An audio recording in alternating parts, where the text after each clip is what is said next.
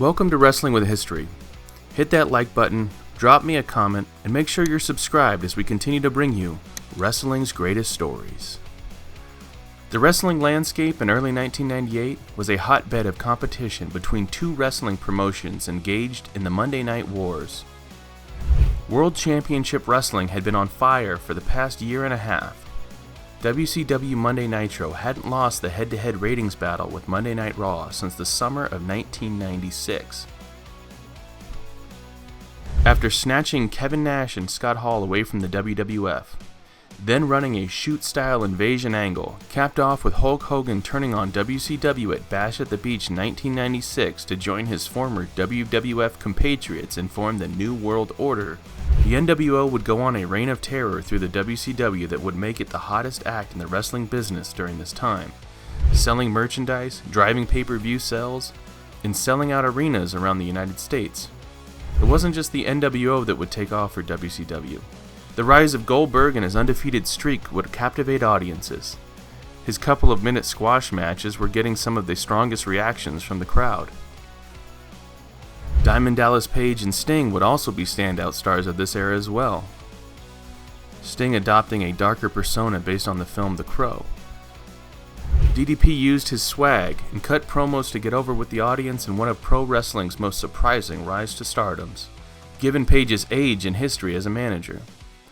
What they all brought to the table was a sense of realism, of unexpectedness, anything being able to happen on the always live Monday Nitro broadcasts. Vince McMahon needed to turn the tide of the war, to send the momentum back to his side. That month they would also add an hour to every episode of Nitro, bumping it up to 3 hours every Monday night, and giving themselves a 1-hour head start on Raw each week. McMahon's WWF product was not stale at this time, with acts getting massive reactions from audiences. They were extremely hot in their own right. Sable, The Undertaker and Kane, DX were all drawing money.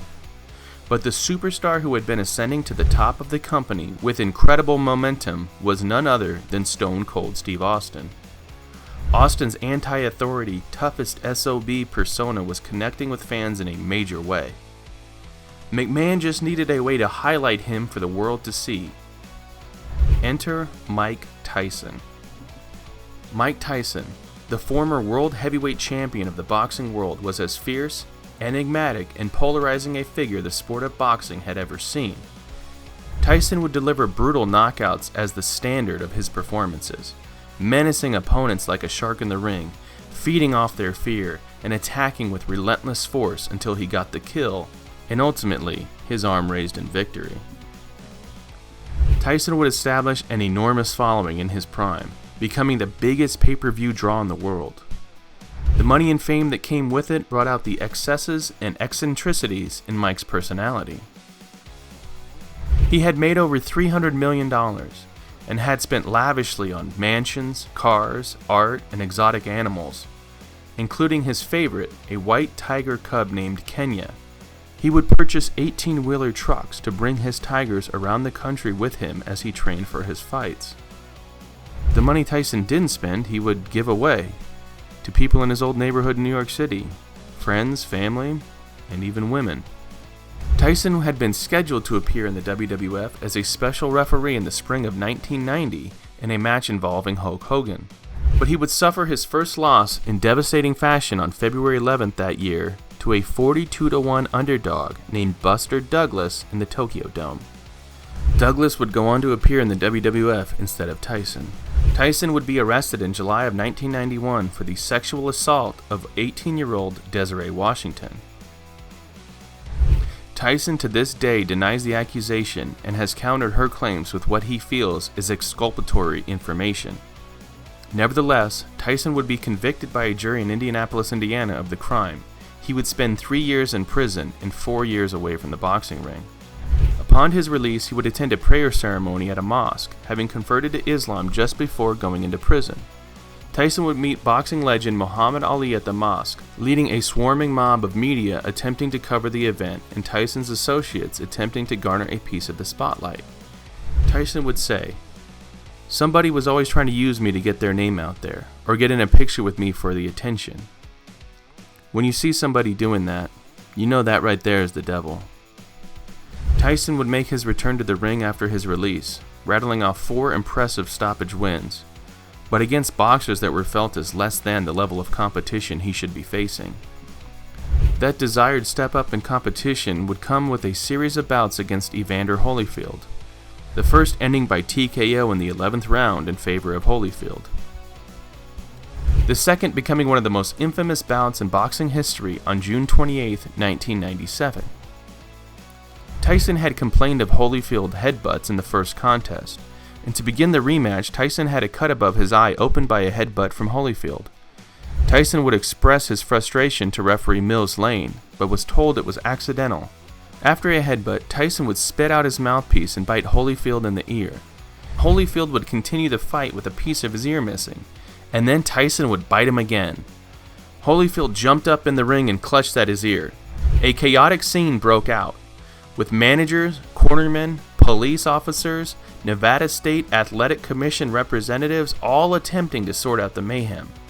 Tyson would have his boxing license revoked, and with his status in boxing in limbo, and no way to make the money needed to fund his opulent lifestyle, Tyson was desperate for an opportunity to get back on his feet. As Tyson claimed those who wanted to use him for publicity were the devil themselves, he would find a willing partner to do just that in Vince McMahon. The January 19, 1998 episode of Monday Night Raw aired live before a sold-out audience from Selland Arena in Fresno, California. It was the day after the Royal Rumble.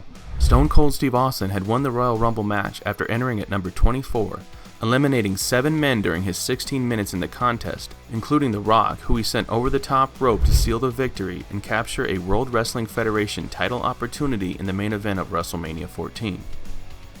The WWF champion, the Heartbreak Kid Shawn Michaels, had successfully defended his title at the Rumble in a casket match against The Undertaker. During the casket match, Kane came to the ring in what appeared at first as an attempt to help his brother who was being attacked by a mob of wrestlers. But Kane would end up locking The Undertaker in the casket, giving Shawn the win. Then Kane would douse the casket in gasoline and set it ablaze. In the main event spot of Raw that evening, Mike Tyson came out to the ring with his entourage. Vince McMahon was interviewing him and getting ready for Tyson's big announcement. Tyson talked about how he was a lifelong fan of the WWF and spoke about his love of Bruno Sammartino. Austin's music hit and he came to the ring with serious intentions. He would refer to this evening during an episode of his podcast, saying his mindset at the time was, "I'm going down there and I'm going to fight Mike Tyson, for real." A flood of officials and backstage agents hit the ring in an attempt to keep peace between the two.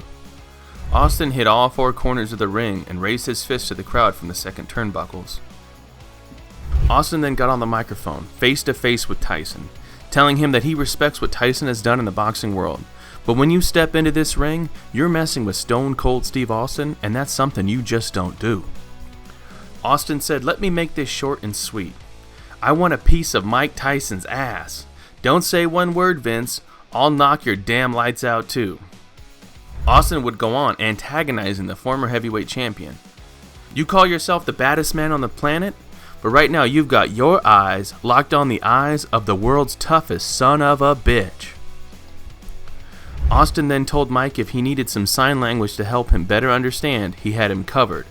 Austin would flip both middle fingers at Tyson.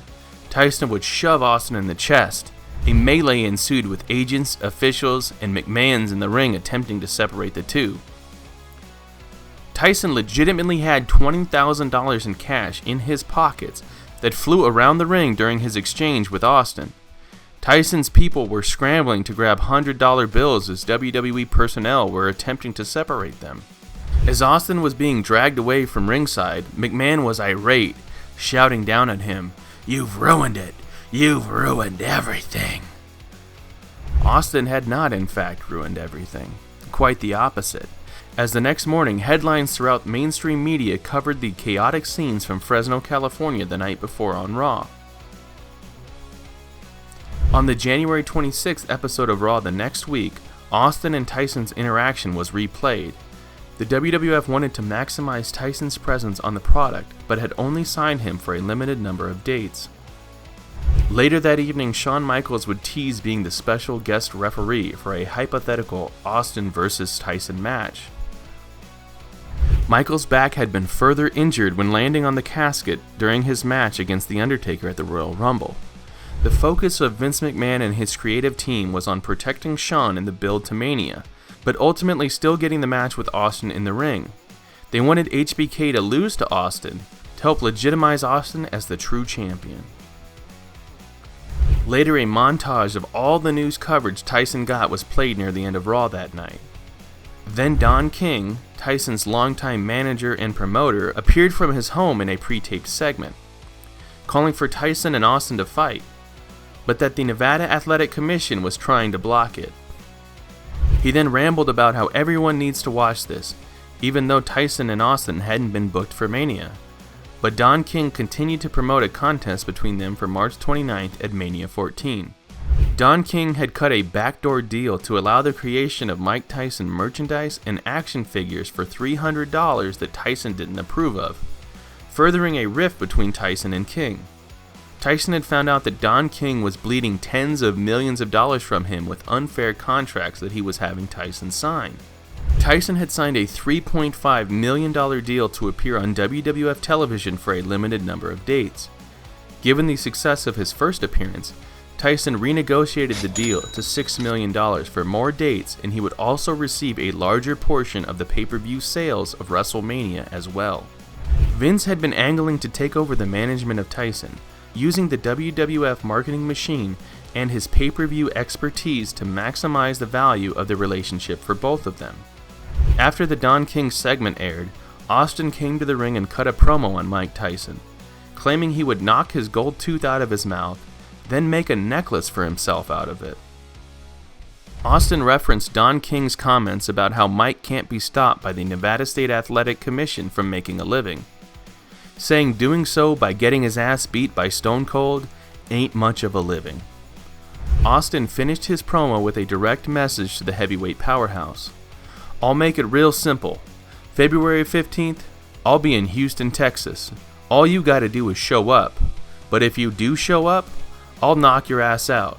And that's the bottom line, 'cause Stone Cold said so. The February 2nd Monday Night Raw episode kicked off with Degeneration X coming out to the ring dressed in Uncle Sam outfits, pushing for the Austin-Tyson fight, leading the crowd in a let them fight chant. It was interrupted by shattering glass and Stone Cold Steve Austin walking down to the ring. Austin said he appreciates the fact that Michael supports the fight between him and Mike Tyson, and he has no doubt he can beat the living crap out of Mike Tyson. But he explained, "The fact that I won the Royal Rumble, whether I fight Mike Tyson tonight, tomorrow, or whenever, your ass belongs to Stone Cold Steve Austin." Austin told Michaels no matter where or when it went down, he was going to take the WWF Championship from Michaels. A WrestleMania press conference took place that week with Shawn Michaels, Steve Austin, Vince McMahon, and Mike Tyson. Austin answered a reporter's question. "Are you asking if I can beat Mike Tyson? Wrestler versus boxer? Oh hell yeah. After I get through with Shawn Michaels, I'd love to fight Mike Tyson, with a pair of gloves on, because I'd beat the hell out of him." Tyson replied, "You're an uncouth imbecile. You can't get along with people. You can't function with people. You need to be nice to people. You always want to hurt somebody, want to kill somebody. Why don't you try loving somebody?" McMahon couldn't hide his ear-to-ear grin as he listened to Tyson's answer. He knew he had the world's attention, and Mike being Mike was going to keep the massive mainstream media spotlight focused on the WWF throughout WrestleMania season. Austin called out to Vince, "Might as well set up Austin versus Tyson then." Austin and Michaels faced off, with Austin grabbing Michaels by the face and shoving him back. Tyson stood up and separated the two men slated for the main event title match. A montage of segments covering the press conference were shown on the next week's Raw, most of which involved the broadcasters delivering the story with a dismissive smirk, as if they needed to let the audience know that they knew it was partly theatrical. But this attention was exactly why McMahon had cut the huge check to Mike Tyson that he did. Stone Cold Steve Austin's team won an 8-man tornado tag match at No Way Out on February 15th from Houston. Shawn didn't compete due to his back. Savio Vega would replace him. And the match featured barbed wire that wasn't approved by Vince ahead of time. Not surprisingly, Mick Foley ended up wrapped in the barbed wire in the ring. Austin hit Road Dogg with the stunner for the pin. The most significant part of the event happened post-match when Austin hit Chyna with a stunner after she flipped him off. The event featured several references to Mike Tyson, but he didn't make an appearance on the show. The next Raw aired on a Saturday night due to being preempted by USA Network. Austin gave an in-ring interview saying much of the same about Tyson while wearing a classic 90s wrestler fanny pack as he spoke with Jim Ross. Tyson would return in person on the March 2nd Monday Night Raw from Cleveland, Ohio. The show opened with a crowd shot. It's completely packed and the audience is in a frenzy. Many were holding signs with no biting references to Mike Tyson having bitten a piece of Holyfield's ear off during their match. Michaels delivered a warning to Tyson about making the right choice at WrestleMania, and he told Austin to shine up his chrome dome so he can crack it like an egg. Austin's music hit and he stormed down to the ring, but just as he was getting in the ring to face off with Shawn, the lights went out. Kane's music begins and DX bails from the ring. Paul Bearer stood at the top of the stage and says, "Austin, you won't have to worry about WrestleMania, because this very evening you will cross that bridge into eternity, and Kane will send you straight to hell." Austin took a headset at the announce table and told Jim Ross, "Get me a hot dog and a cold beer, because Stone Cold is going to whip Kane's ass tonight. It doesn't matter if he turns the lights out, on or off, because I'll beat his ass in the dark." He said after he was through with Kane, he was going on to WrestleMania to take the belt from Michaels and deal with this little Mike Tyson thing, and if he wants to put a set of gloves on, I'll knock his damn ass out too.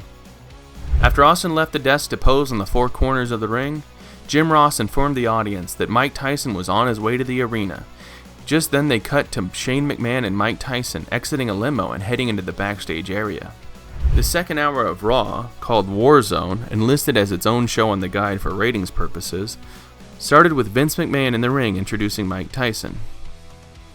The crowd rained down a chorus of boos on McMahon and Tyson, so much so that Vince collected himself and asked the crowd, "Have a little respect, please," with an indignant look on his face.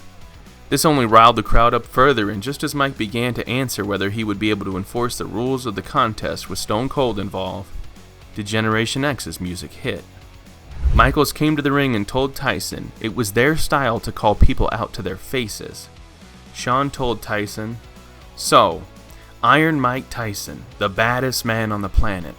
My name is the Heartbreak Kid Shawn Michaels, the World Wrestling Federation champion. And what I'm doing right now is treating you like a man. But make no mistake about it, Mike. I am calling your ass out. Right now, right here, boy." Tyson obliged. The ring was cleared, and the decibels grew higher and higher throughout the arena as the men faced off in the squared circle. Tyson was tempting Michaels to throw the first punch by pointing at his chin. Tyson was getting cheered until Michaels ripped off Tyson's WWF shirt, revealing a DX shirt underneath. The DX music hit, and Hunter, Mike, Shawn, and Chyna all gathered in the ring, arms raised above their heads. Jim Ross cried out on commentary, "Good God, don't tell me Mike Tyson has joined Generation X." They made crotch chop gestures towards McMahon as he looked on from ringside. McMahon, having not yet gone fully anti-Austin, acted disgusted by this unplanned change of events and stormed off. JR stated, "McMahon is going to be paying big bucks to a member of Generation X." Michael Cole was backstage waiting for DX to enter their limo. He asked Tyson why he had joined DX. Tyson responded, "Stone Cold's gonna get knocked out. Get away from me, pinhead." Kane was in the ring for the main event. Paul Bearer got on the microphone and told Austin he'd be in for a shock tomorrow when he woke up next to The Undertaker in hell. The glass shattered and Austin came out to the ramp for a match with Kane. As he did, Triple H was on the left side of the stage. Austin went towards him, allowing HBK to sneak up behind him and hit a blindside Sweet Chin music on the number one contender. Austin went back through the curtain looking for DX when he'd fully recovered, but this time they'd actually left the building. The March 9th Raw featured Austin in the ring playing a clip of McMahon introducing Tyson the week before as the baddest man on the planet. Austin said that was an insult to him, and he sat a chair in the ring and waited for Vince McMahon to come out and see him face to face. Gerald Briscoe and Jack Lanza walked sheepishly down to the ring. Sergeant Slaughter then came out, the on-screen WWF commissioner. and a clip of Vince upset backstage is shown on the Titantron as the crowd erupts. Jim Ross called it a hostage situation, with Austin hijacking Monday Night Raw. Pat Patterson came to the ring with 4 security staff that did not look very intimidating. Austin went off on them dismissively from the ring. "You're gonna come out here and you ain't got no mace? You ain't got no pepper spray? Better than that, you ain't got no guns. So you ain't gonna do a damn bit of good, especially you, Pops. I'll knock them other 2 teeth out of your damn head." Security walked back up the stage, afraid. Then Vince walked down the ramp to a chorus of jeers. McMahon pled his case to Austin, that the baddest man on the planet was only a figure of speech.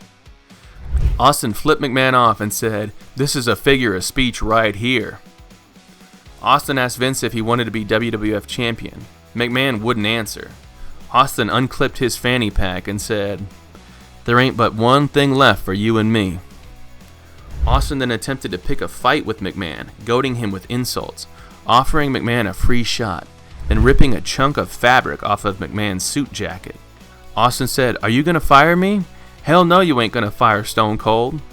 Austin then gave Vince 10 seconds to get out of his ring. The fans popped as McMahon begrudgingly left the ring and moped his way to the back. Shawn's injury and Mike Tyson's limited dates would lead to more interactions between Austin and McMahon on the road to WrestleMania. To say the company had captured lightning in a bottle with these two would be an understatement. A sit-down interview between Mike Tyson and Jim Ross was aired later that night. Tyson said that Austin insulted him, the once and future heavyweight champion of boxing. JR asked if he could be impartial as an enforcer now that he's aligned with DX, and that DX is just using him. Tyson responded in classic fashion. "Everyone uses someone. You telling me you haven't used someone to get where you are? Get with the real world. And fair? Do you think Mike Tyson's been treated fair? Do you think anybody cares about me? You better get with the program, man. Fair is winning." Near the end of the program, Triple H came to the ring with Chyna. When Austin came to confront him, he was baited into another trap. Michaels was there and hit Austin with the Sweet Chin music, and as the show was going off the air, Michaels was getting ready to strike Austin with a steel chair as he lay prone on the mat. The following week, on the St. Patrick's Day edition of Monday Night Raw from Phoenix, Arizona, Kevin Kelly asked Vince about Austin provoking him to fight in the ring. Vince said he was just doing the right thing for the fans, for the company, to save the main event of WrestleMania. Kelly asked Vince what he meant. Vince replied, "Austin can't wrestle if he has a broken jaw." McMahon was then asked if he would like to see Austin as the WWF champion. He said if he could be molded into a respectful WWF champion, that would be one thing. But if he's the way he is now, it would be a public relations as well as a corporate nightmare. Kevin pressed him for a yes or no if he wanted Austin as champ. Vince snarled, "It's not just a no, it's an oh hell no." The following week, the go-home episode of Raw leading into WrestleMania kicked off with Stone Cold Steve Austin coming to the ring for an interview with Kevin Kelly. Austin said he wouldn't be molded by Vince McMahon or anyone else into a corporate champion, and he'd be sitting in the back all night drinking a cooler full of Steve Weisers, and if DX or Mike Tyson wanted to go, they'd know just where to find him. Commissioner Slaughter came to the ring and told Austin that by order of WWF owner Vince McMahon, Austin would wrestle Rocky Maivia that night. Austin said he had no problem wrestling The Rock, but Slaughter interrupted, saying if he didn't take the match with Rock, Austin's match against Michaels on Sunday at WrestleMania would be a non-title bout. Austin was disgusted with Slaughter adding an irrelevant stipulation after he'd agreed to the match, and he hit the commissioner with a stunner for his trouble. Austin's war with the corporate-level executives of WWF was beginning to heat up. Later on the broadcast, Mike Tyson came to the ring with DX. Michaels cut a long-winded promo for their match. He talked about how he's the top dog in the WWF, and he's been doing this for 13 years. And he'd give Austin his one big chance after waiting 8 long years for it, mocking an Austin talking point. Shawn asked Mike what would happen if Austin steps to Tyson on Sunday. He replied, "I'm gonna knock him the out." Tyson quickly caught himself and gave an "oh," realizing he'd gone off script with the profanity. Tyson said the Heartbreak Kid would be the champ after Sunday, and Iron Mike Tyson would still be the baddest man on the planet. In Austin's last bit of in-ring action before his WrestleMania main event, he would take on a man he would headline 3 future WrestleManias with. At this time, The Rock was embroiled in his own feud with Farouk over power of the Nation of Domination. He hadn't fully broken out as a single star, but Austin was well on his way. Stone Cold would beat The Rock with a stunner, then fight off a blindside attack from D'Lo Brown, before keeping the rest of the nation at bay with a steel chair. HBK walked onto the ramp and told Austin on Sunday he'd put his lights out for the last time. WrestleMania 14 took place from the Fleet Center in Boston, Massachusetts on March 29, 1998, in front of a packed house of 19,000 fans and a strong pay-per-view audience that pulled in over 730,000 buys. One of the most anticipated main events in WrestleMania history had finally arrived. Mike Tyson came to the ring first, receiving a mixed but mostly negative reaction. Austin was shown in the back, and when his music hit, the roof came off the Fleet Center. Austin's coronation as the new king of the WWF was underway. DX was played to the ring with a live rendition of their theme song, and once the 2 main eventers were finally in the ring, a buzz began to grow throughout the arena, and a loud "Austin, Austin, Austin" chant organically took over. There was a big fight feel to this contest, just as there was to many of Mike Tyson's heavyweight bouts. A perfect storm had blossomed. Between it being the main event of WrestleMania for the WWF title, the meteoric rise of Stone Cold Steve Austin as the hottest act the wrestling business had seen in a generation, Michaels and DX's strong work as the villainous, undermining heels, as smarmy as ever, and the cherry on top of the entire spectacle, the magnetic, anything-can-happen presence of the force of nature that is Mike Tyson. Tyson would playfully grab at Austin's ankle from outside the ring as the matchup began, teasing his future involvement in the match. Within the first couple minutes, the referee had ejected Triple H and Chyna from ringside for interfering, much to the adulation of fans. Austin and Michaels then fought up the entranceway, with Michaels reversing an Irish whip that flung Austin into a metal dumpster that had been used during a tag title match earlier on the card. Austin took control once they returned to the ring, landing unorthodox offense, atomic drops, throwing Michaels throat first down onto the ropes, and launching him out of the ring face first down to the announce table, with Shawn taking wild bumps and selling nearly to the point of excess, but in a way that got across Austin as legitimately whipping Michaels' ass. Michaels would backdrop Austin over the barricade, then strike him with the ring bell as he made his way to the feet, the referee missing the illegal blow. Michaels went on an aggressive offensive campaign back in the ring, striking down Austin, and he was attempting a potential wrestling hold on Austin, lifting up his legs. Michaels was wincing in pain and struggling to stand, partly selling, but also very authentically, as the herniated discs of Michaels continued to flare as he struggled to get the job done in the ring. As the boos directed towards the champion grew louder, Michaels would flip off the crowd and spit outside the ring towards the audience, as if to say, "Do you people know what the hell I'm going through for your benefit?" But doing this still perfectly within character. Austin was outside the ring, then took a baseball slide from Michaels that sent him over the announce table. Tyson threw Austin back into the ring, giving him an atomic wedgie in the process. Michaels locked in a figure 4 on Austin's bad knee. Austin would reverse it, but Michaels quickly made it to the ropes. Michaels slowed the pace down with a sleeper hold. When Austin broke the hold, he squished Mike Chioda into the corner, twice, knocking the referee out of the equation. HBK would struggle to kip up after landing a flying forearm, then land an elbow drop off the top rope. Michaels began tuning up the band for Sweet Chin music as Tyson looked on.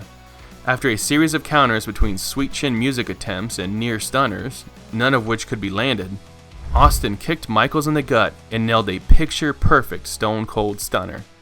Tyson hit the ring and counted a rather fast 3, giving Stone Cold Steve Austin the victory. Austin would pose on the turnbuckles with the title belt high above his head as his music blared throughout the Fleet Center. Austin was handed an Austin 316 shirt from ringside, and he handed it off to Tyson. Michaels stood up from his stupor, pled his case upon seeing Tyson with the shirt. Mike, how could you do this to me?" He began poking Tyson in the chest. HBK milked the moment for all it was worth, and after turning his back to Tyson, he tried to land a quick sucker punch. Tyson instinctively responded with a right hook that dropped Michaels like a sack of dirt. Tyson then draped the Austin 316 shirt over Michaels' face as he laid on the mat. Michaels had not agreed to have the shirt laid on top of him, and he was genuinely upset by this. Austin and Michaels both felt the match was neither of their finest performance, in large part due to Michaels' limitations from his injury, as well as Austin adjusting to a new in-ring style, after having broken his neck the previous year in a match with Owen Hart. Nevertheless, there could be no denying, the match, the event, and the culmination of the story was a resounding success. The inclusion of Mike Tyson had taken the WWF to new heights. Tyson, a kid that had grown up on the Federation while struggling to find his own path in the world, had fallen on hard times when his boxing license had been revoked. The partnership with McMahon was something out of necessity for them both. Vince McMahon needed a spark, a bolt of electricity that would turn the tide in the Monday Night War. Tyson needed cash, fast, and a way to keep his name relevant away from the boxing ring. They both found exactly what they were looking for, and the payoff was enormous.